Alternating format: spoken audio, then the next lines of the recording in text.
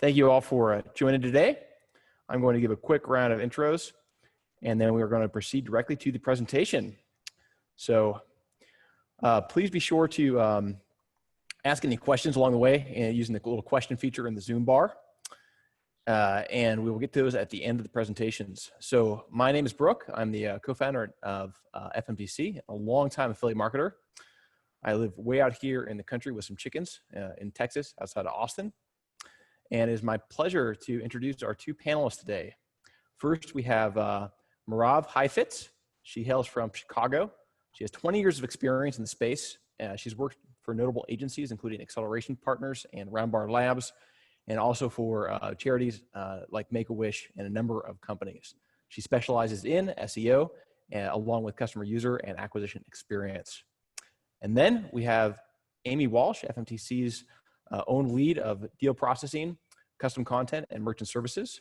She's been with us for a number of years, and she basically oversees all of our human data processing. We use a combination of machine and human processing to deal with tens of thousands of deals each month, thousands of emails from a couple dozen affiliate networks, and almost 14,000 merchants. Amy graduated with a BS in engineering from Elizabeth City State University. And while she enjoys her time with us, her true passions are writing motivational posts and gardening. So with no further ado, let me turn things over to Merove. Thanks so much for the intros, Brooke. So we've gone through introductions. I'm going to talk through some SEO basics, and part of that really includes content and how you can really ensure your content is visible on Google. And so FMTC, through Amy, will talk through a service that they have related to that need for updating content as well. And then we'll have Q&A. So just to make sure we are all kind of level set at the same foundational level of knowledge related to SEO. So SEO stands for search engine optimization. It's really the art and science of gaining unpaid visibility on search engines like Google. So Google very clearly has market share when compared to other search engines. And so for the most part, what we do on Google can positively impact other search engines as well from an organic perspective. And so wanted to raise the topic of a typical Google results page. There is literally no typical Google results page anymore. I'm sure you have all seen this, from your own personal experiences when you're searching for something. Ads are always at the top, but the rest of the page generally could look very different in terms of, an information panel on the right. People also ask types of questions. Maybe if there's something related to a location, there's some Google Maps info. So ultimately, things are not universally formatted depending upon what you're looking for.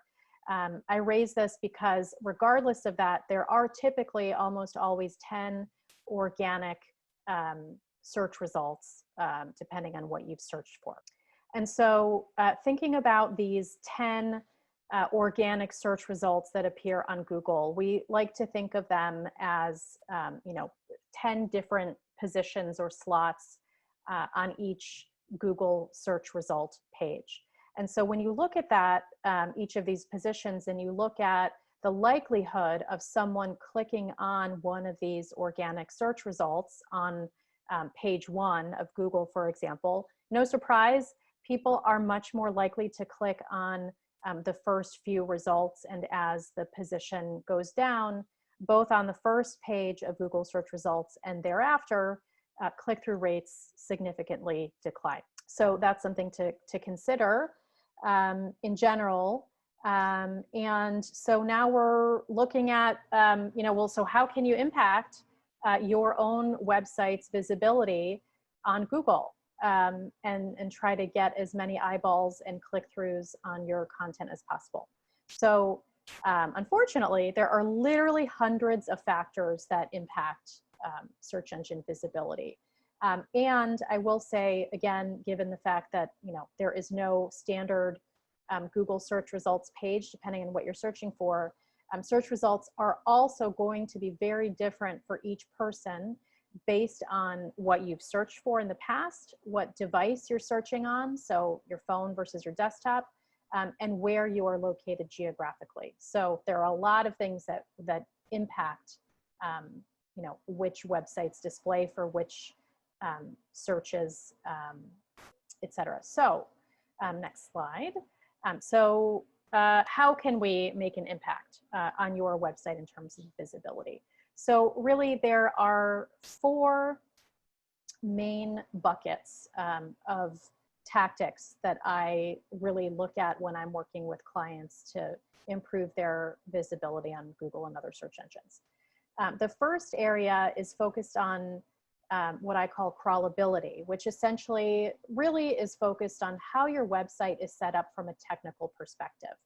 And unfortunately, if certain technical aspects of your site are not set up correctly, despite the fact that you may have incredible content, tons of content, and perhaps even tons of external websites pointing to your site, you could potentially have very low visibility on search engines because of these technical limitations. So the technical piece is always the first piece that's most critical. The next piece, which we actually will be focusing on for much of today, is really focused on the content. What kind of content is on your site and on key pages that you're wanting to drive users to? That's really the way that Google understands what your website is about and how, from their perspective, they can serve the best possible search results based on what someone has searched for. So we'll come back to content in a moment, but I do want to flag these other 2 buckets that are incredibly important, and they're all interrelated. So the third bucket I call credibility, and basically this is related to the fact that you probably have such great content on your website, and if that's the case, then there are going to be really high quality external websites that are linking to your website, and each of these external links pointing to your website really serve as votes of confidence in Google's eyes, that these external sites are so confident in what you have on your site and the content that it must be valuable content, and they want to share that more widely in their search results based on what people are searching for. And then the final piece is related to user experience and engagement. So you might have fantastic content, but chances are, if you have a poor user experience, not only will very few websites link to your site, but also Google will recognize this kind of lack of user engagement and not promote your site from a visibility perspective in their results. So with these 4 buckets in mind, we're primarily going to focus on how we can improve content in order to improve your search engine visibility. But number 1, again, before looking at specific pieces of content, I want to flag again that there are times I've seen frequently, unfortunately, when clients have incredible pages filled with incredibly valuable content, and then they find out after the fact, oh my gosh, this page isn't actually appearing in Google search results. So tactic number 1 to essentially ensure that your content is, number 1, even visible on Google is ensure that you have claimed your Google Search Console account, which is free. Connect that to your website and also your Google Analytics account. And then for key URLs that you're looking to optimize content on and make sure that is highly visible to Google, you want to actually input each of those key URLs into Google Search Console. I know it's a little bit small, but essentially into the field at the very top, so that Google can inspect and let you know, yes, Google will tell you, I see this page and it looks good, or no, we don't see this page. And then there are some steps to take after that. And so once you submit a URL for Google to inspect to ensure that it's visible, then again, Google will give you the result. And so this is a sample result of a successful URL that was submitted through Google Search Console for Google to inspect. And so this is a successful outcome. Essentially, yes, this URL is on Google and it is, has been submitted and is indexed. So this is what you want to see. If you submit a URL and Google doesn't give you that result, then there's an issue. And that likely is a technical issue, which is kind of another discussion. But after you ensure that Google is seeing the key URLs that you want to make sure it sees via Google Search Console, then the next piece that you really want to conduct to make sure that you're improving your search engine visibility for key pieces of content and pages, you want to conduct keyword research. So this likely is not new information for a lot of people, but unfortunately is very frequently missed. And so with keyword research, you can understand what people are searching for online. And you can also see what kinds of keywords are driving traffic to your competitors' websites. There are tons of different tools out there where you can conduct keyword research. You can literally also just type in various terms within Google and look at the search results. And also at the very bottom of search results, they will very frequently have a people also searched for, which can give you clues into other keywords that might be valuable to optimize your content for. Google also has Google Trends, which is really valuable in understanding keywords and their level of popularity, geographically, time-wise, and otherwise. I really like SEMrush. That's the primary tool that I use, although I also supplement that with some of these other tools, including Google, Moz, and Uber Suggest. All of those have free versions, and with paid versions, obviously, you'll get some more data and functionality. And so once you've conducted keyword research and you've narrowed down a list of keywords that you really want to make sure your content and specific pages are visible for, then you want to incorporate those key terms that you've identified through your research within the copy that you're developing. And you want to make sure that that copy is unique because especially within coupon and deal feeds and sites, so frequently we see identical content, and that is not going to help you stand out on Google. So you want to make sure that you're incorporating keywords that you've identified that you want to be visible for, and incorporate them within unique content that's also highly readable from a visual perspective and a user experience perspective. So we're going to come back to some more pieces on content optimization specifically, but I do want to flag that going back to Google Search Console and how critical that is, you know, when you are updating a significant amount of content on one page or a handful of pages on your site, a secret tactic here is essentially you want to nudge Google to review and essentially display these content changes that you've made on your site sooner rather than later. And so a way to nudge Google to do that is, again, go to this URL inspection area and request indexing of key URLs. And that will nudge Google to move more quickly. Final piece here before I turn it over to Amy, I wanted to just highlight a sample website that is a pretty large coupon site, and just highlight some of their SEO and keyword optimization tactics to show how well this is working for them. So this anonymous brand has a coupons landing page with over 600,000 terms that are driving organic traffic to this page. About 23% of those terms are focused on terms related to coupons, promo codes, deals, offers, discounts, etc. And so they have very, very, you know, overtly, strategically decided they're going to optimize this key coupons landing page with brand names plus all of these kinds of discount terms to drive organic traffic to them. And it is working incredibly well for them. So this is an example of keyword research in action and being implemented.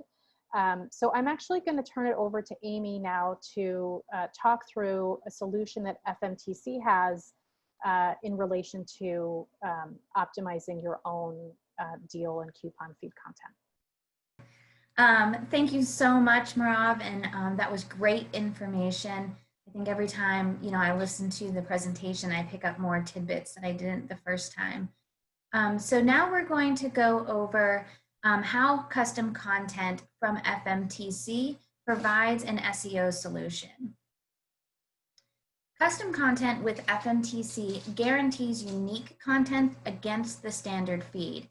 And as you have seen through the slides that we previously went through, this new unique content is very important in order for you to get the SEO results that you're going to need and that are going to propel you forward and help you meet your goals. We also can provide future technical integrations. We have an in-house tech team, which is absolutely amazing. They do great work, and it also helps us tailor things to your unique needs. We're going to make your feed content unique and relevant to the users so that it is clicked on and does push you up on the Google slide so that you are, in that top percentile. We'll also rewrite titles and add descriptions following your guidelines. Our custom content team is comprised of course, content writers managed by myself. Once onboarded, we'll manage your project and we'll also provide you with regular updates and KPIs or key performance indicators. And this helps us not only connect together as two project managers, but also helps to make sure that we are driving in the lane of success that you are looking for and that we are meeting your needs. We have a staff of writers that are dedicated to creating the best and most unique content possible to increase your SEO. FMTC is an award-winning partner. We source from 23 affiliate networks and over 14,000 merchants, delivering over 130,000 deals at any given time. We work close with over 200 agencies and OPM, and our team completes 1,500 human deal processing hours in any typical month. We have a proprietary deal quality scoring algorithm. Now, this is going to become important to you because this means that the deals that are most wanted and most clicked on are going to go higher in priority for when our deals processors are going to process them. So that means that they'll get processed first and they'll be in your feed first. We have a deep understanding of the industry and its commission-based payment structures, as well as being able to offer you valuable tools and resources for affiliate merchants. So this is an example of what deals may look like and oftentimes do look like. The before screen is how the deal came into FMTC directly from the network. So first and foremost, you can see this is a very long label. Most people have parameters set, so this label would get stuck. It wouldn't even show on your website. A lot of times labels are set to be 2 to 4 words or 3 to 6 words. Sometimes, up to 7 or 13, but certainly not a paragraph long. So other problems in this label are, one, the expiration date is in the label. The ideal setting would be for this expiration date to be in its own field. There's also misspellings in this label, which will make for a very bad user experience. And the coupon code is in the label. The coupon code being in the label poses a problem because somebody can just look at this deal, grab the coupon code, and then go into another web browser and search through the merchant, apply the coupon code, and then the affiliate link will be missing. And clearly this label is much too long. So this is an example of what custom content may look like. Again, because it's custom, we customize it to the style guide that you set with us and that you give to us. So there could be a style guide specifically for your label and then a different style guide specific for the description. Here, this label says up to $500 gift offer. Now this is how this client wanted it worded. And these are specific words that they pulled out that got high SEO clicks, and that's why they are directly in the label. Now here in the description, you can find a little bit more about the deal. where the deal is located. It's a little bit more fun, it's interesting, and it's engaging to the reader.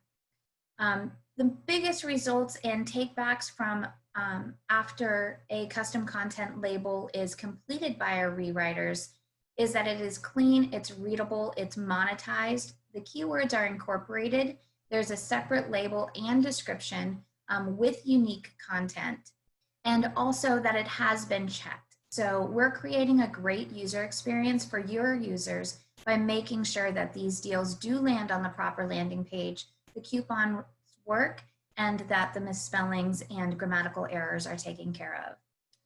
This is a screenshot of our admin, also called Datadot, and this is a workflow queue. As I explained before, we have an in-house tech team, so a queue will be customized to your needs and your company name will be visible.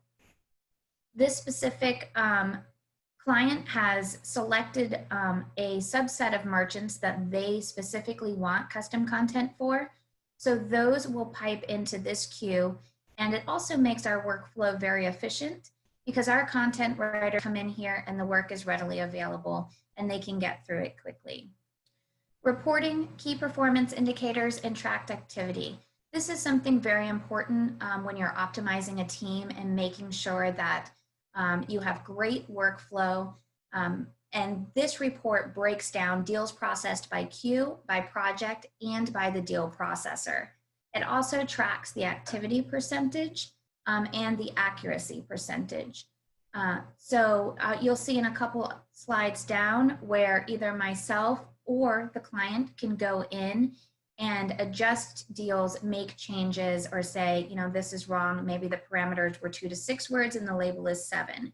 If that is incorrect, it will be marked as a DE error, and it will allow us to go back and make those corrections and get the best possible feed for you and your company.